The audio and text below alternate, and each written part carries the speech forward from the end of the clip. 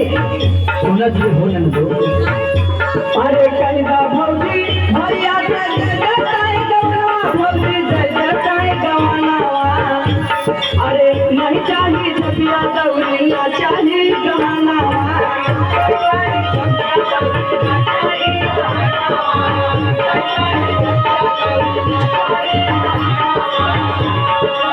नहीं चाहिए जबिया दौड़ी ना चाहिए गहनवा भौजी ना चाहिए गहना